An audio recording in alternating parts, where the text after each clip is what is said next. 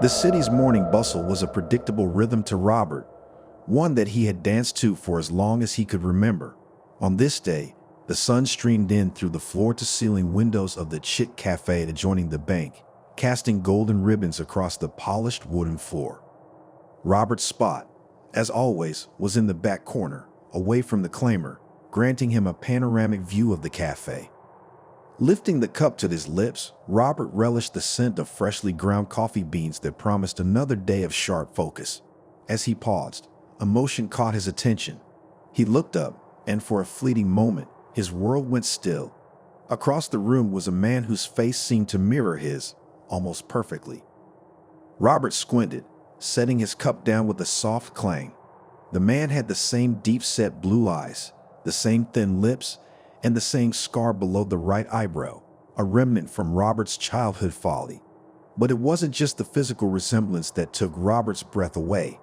The man seemed to echo Robert's very essence, right down to the way he scanned the morning paper and hesitated momentarily before every sip of coffee.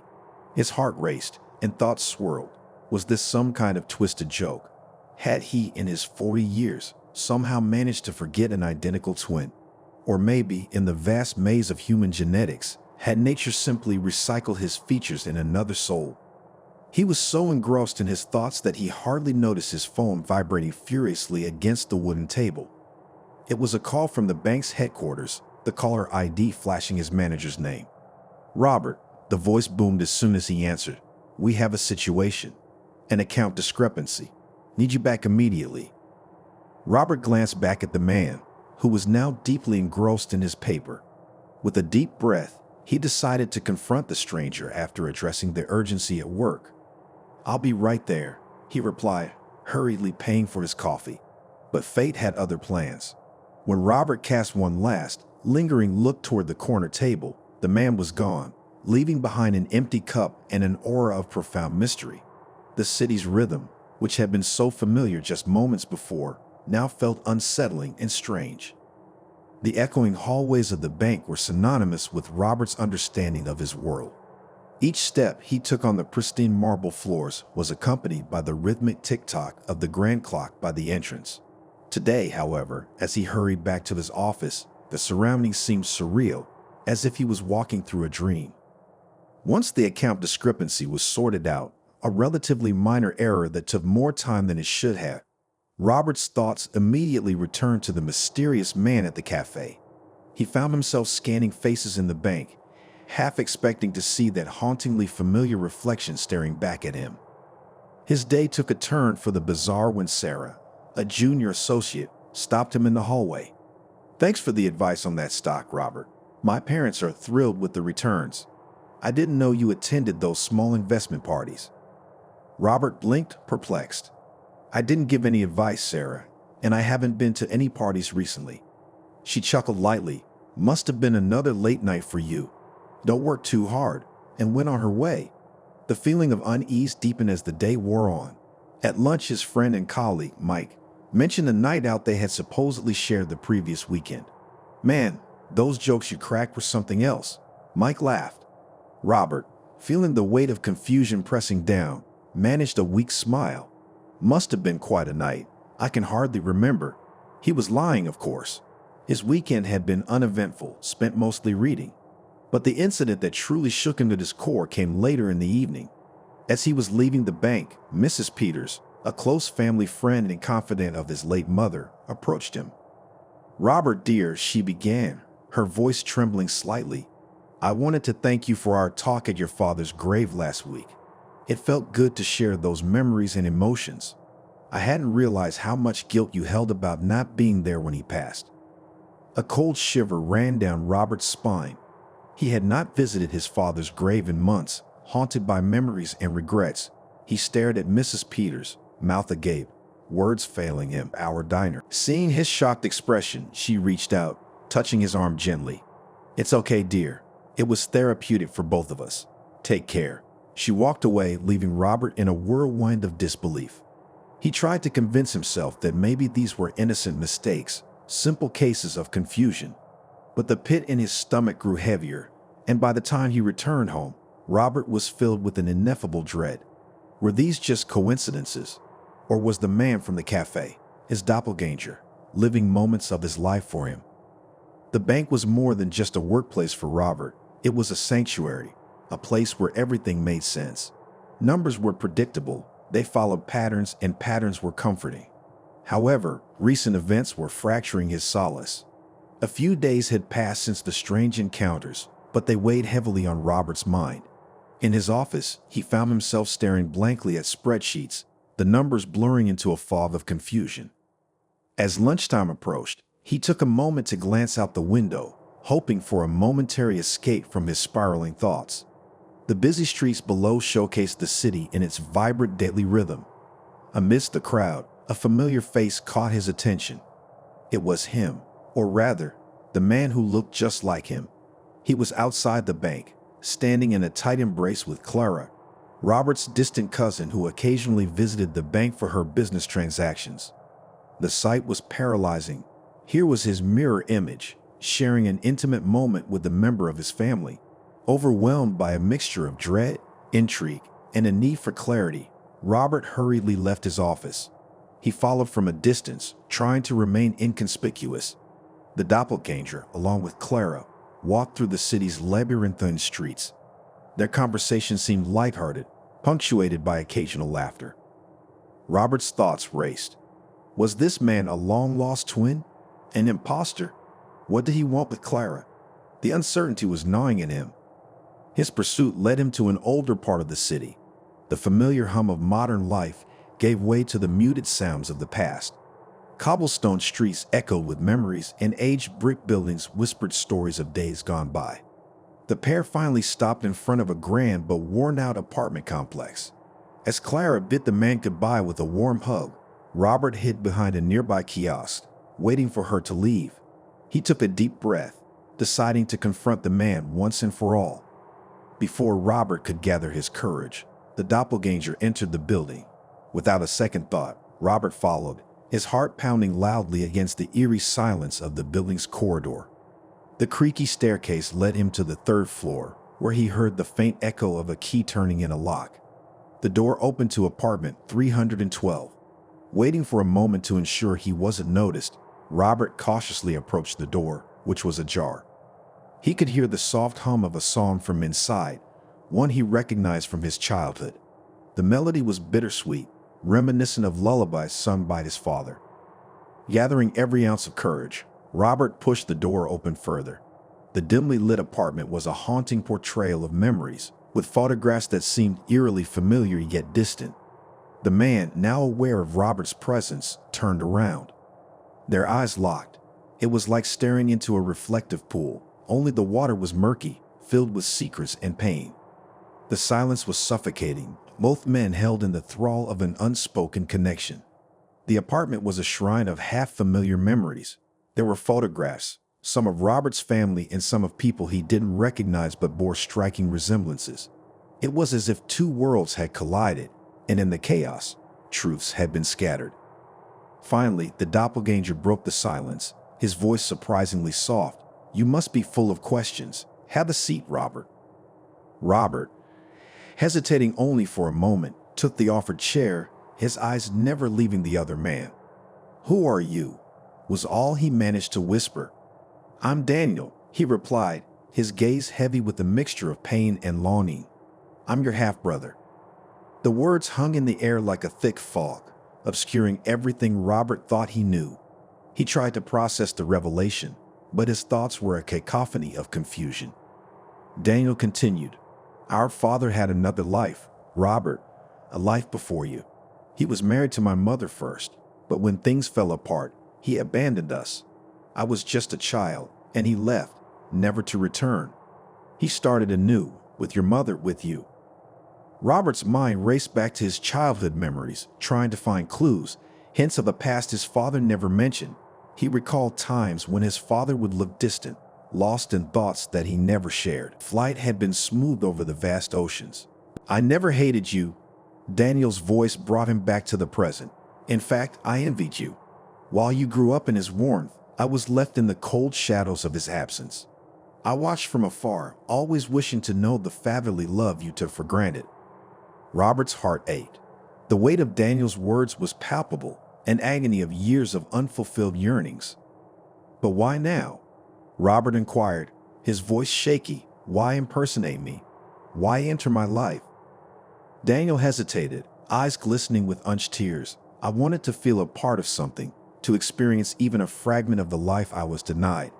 By becoming you, even if only for brief moments, I felt closer to our Father, closer to understanding what it was like to be loved." The room was thick with emotions, years of suppressed pain surfacing. Robert was overwhelmed by guilt for a life he hadn't chosen, and Daniel was consumed by the sorrow of a love he had never known. For what felt like hours, the brothers sat in Daniel's dimly lit apartment, sharing stories, regrets, and revelations. The atmosphere was a delicate blend of bitterness and understanding. Two lives that had run parallel now intersected in the most profound way. As the conversation flowed, Robert learned more about the hardships Daniel had faced. Without the support of their father, Daniel's mother struggled financially and emotionally.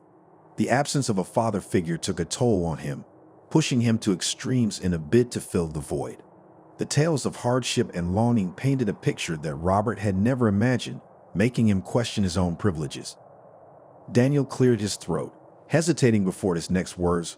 "Robert, I've been thinking for a while now, and perhaps it's an absurd thought, but maybe, just maybe, you'd entertain it." Robert nodded, encouraging him to continue. "I want to buy your life, or at least rent it for a while."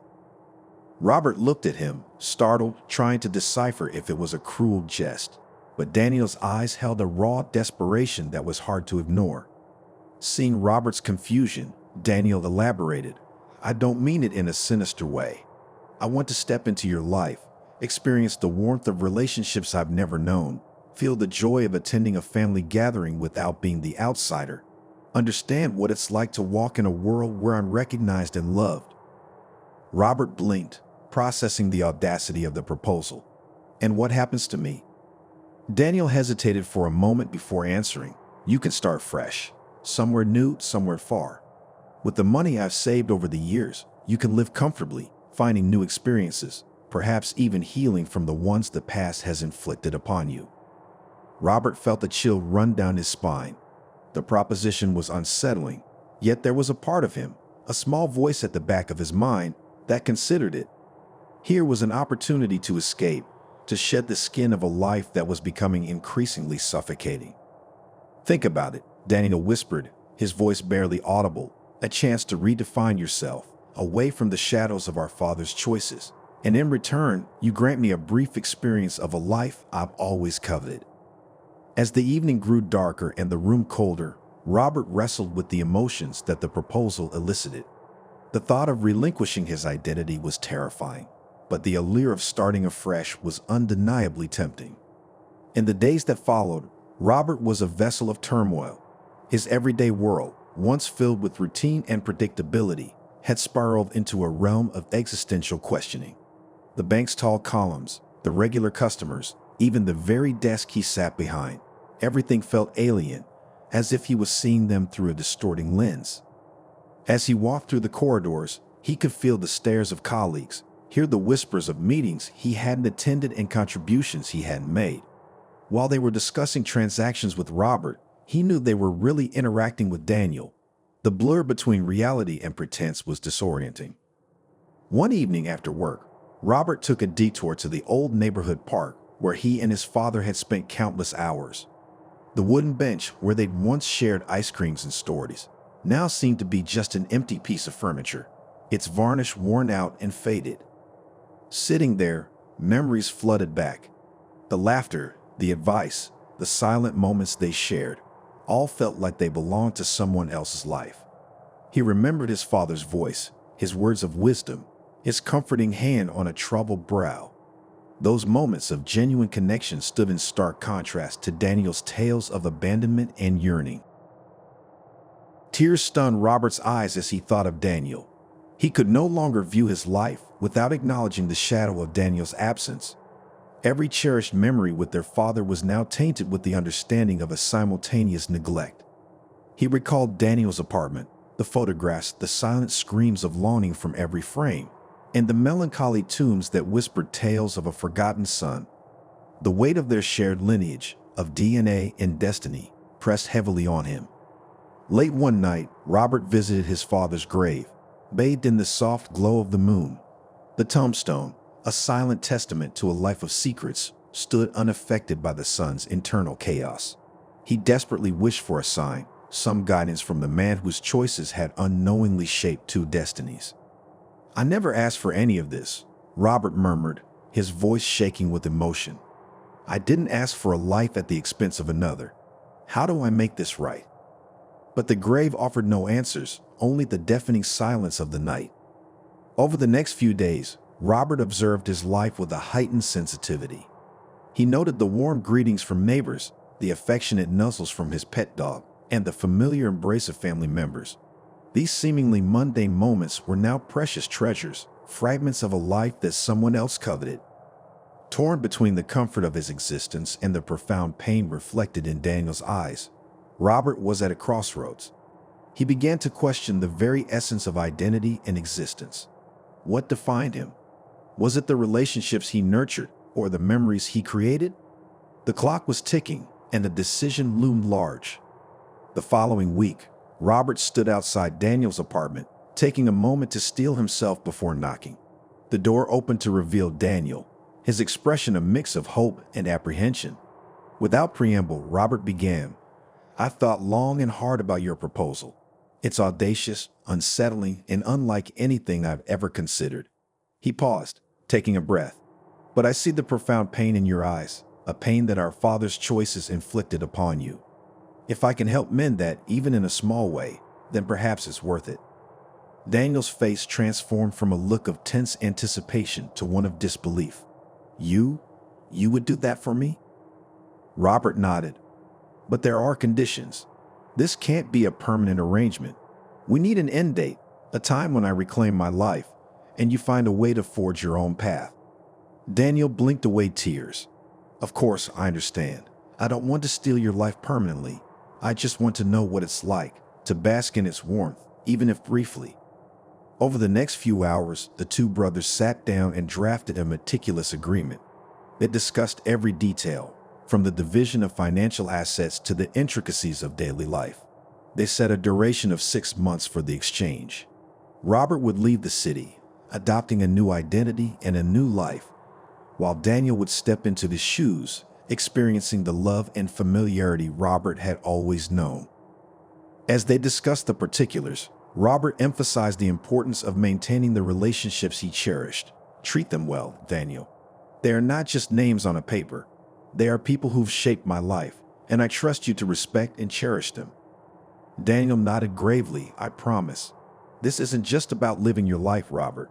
It's about understanding, learning, and perhaps finding a way to forgive our father for the choices he made." The agreement was set. They decided on a date for the switch, allowing both enough time to prepare. As Robert left the apartment, he felt a weight lifting off his shoulders. The decision, although difficult, felt right in a way he couldn't quite explain. Over the next few days, Robert began distancing himself from his routine life. He spent time with family and friends, cherishing the moments while keeping his impending departure a secret. Every interaction was bittersweet, every goodbye left unspoken.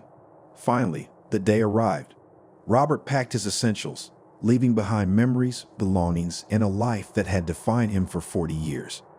As he handed the keys to Daniel, the two shared a moment of mutual understanding. "Take care of them," Robert whispered, his voice choked with emotion. "I will," Daniel replied, his gaze filled with gratitude.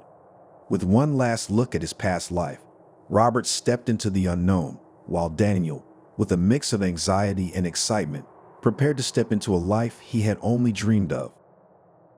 The coastal town of Larkhaven was a stark contrast to the hustle and bustle of the city Robert had left behind. Nestled between sprawling cliffs and azure waters, it was a haven of serenity and introspection. As Robert wandered its cobble streets and breathed in the salty air, he felt an odd mixture of liberation and loss. He had taken up residence in a modest cottage overlooking the sea. Every morning, he would wake up to the sound of waves crashing against the shore, a constant reminder of the vastness of life and the ebb and flow of destiny. The town's residents were warm and welcoming, but Robert chose to maintain a distance, not ready to form attachments. As days turned into weeks, the pain of separation from his former life began to fade. He kept himself busy, finding solace in painting the picturesque landscapes, reading books that had been on his list for years, and writing long letters to no one in particular, pouring out his feelings and experiences. One evening, as the sun painted the sky with hues of orange and gold, Robert sat on the porch of his cottage, pen and paper in hand. He began to pen down his journey, from the startling discovery of Daniel to the decision that had changed the course of their lives. The decision to let go of my life was not born out of weakness or escapism. It was about redemption and understanding. It was about giving someone a chance to experience love and belonging, even if momentarily. He wrote about the joys and sorrows, the love he felt for the family and friends he left behind, and the hope that Daniel was treating them with the kindness and respect they deserved. Perhaps in some twisted way, this was destiny's design. Two souls, intertwined by blood and fate, seeking solace and understanding in the choices they made. While one sought a fresh start, the other yearned for a taste of a life denied to him. As the weeks turned into months, Robert received an occasional letter from Daniel, assuring him that things were going well. The letters were a source of comfort, but also a stark reminder of the life he had temporarily relinquished. One day, a letter from Daniel arrived that was different from the rest. It spoke of a profound realization. "I've walked in your shoes, Robert, and while I've felt the warmth of the relationships you've nurtured, I've come to understand that true contentment lies in forging one's own path. Living your life has taught me that I need to find my own purpose, my own connections, rather than coveting someone else's." The letter ended with gratitude and a promise to uphold the sanctity of the agreement they had made. As the end date of their agreement neared, Robert felt a mixture of anticipation and anxiety. The thought of returning to his old life was both comforting and daunting. But he also knew that Larkhaven had given him a new perspective, a fresh lens through which to view his past, present, and future. The final day arrived. As Robert packed his belongings and prepared to head back to the city, he took one last look at the horizon. The vast expanse of the sea, with its infinite mysteries, seemed to mirror the complexities of life itself. Returning to the familiar streets of his hometown, Robert was welcomed with open arms. Friends and family remarked on the subtle changes in him, a newfound depth in his gaze, a calmness in his demeanor. Robert and Daniel met soon after, and the reunion was poignant. They spoke little, their shared experience speaking volumes. Both had grown, both had learned, and both had found a piece of themselves in the other's life. As Robert settled back into his routine, he realized that life was not about holding on to the familiar, but about embracing change and seeking understanding. His bond with Daniel grew stronger, not as mere reflections of each other, but as two distinct souls connected by shared history and mutual respect.